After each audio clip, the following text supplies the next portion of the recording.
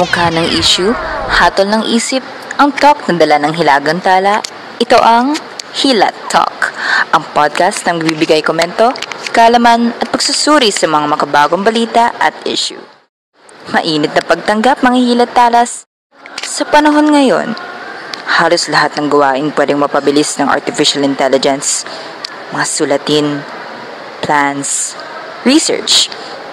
Oo, nakakatulong raw sa productivity, pero may kapalit ba? Ito ang sabi ko Oo, tumataas ang output. Developers at mga manunulat, mas mabilis silang makakagawa sa tulong ng artificial intelligence. Instant powers.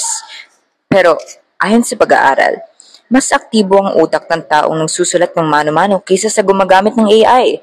Ibig sabihin, kapag puro AI, baka di na tayo masanay sa critical thinking.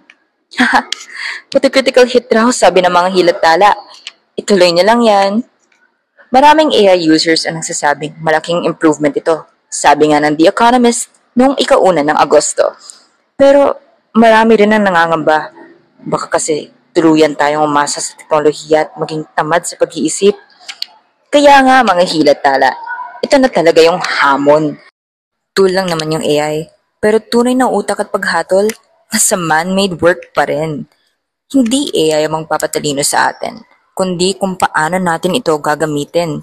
Huwag na lang rin sa maling paraan. At dun na pala nagtatapos ang usapan ng mga tala. Hilat Talk dismiss na to.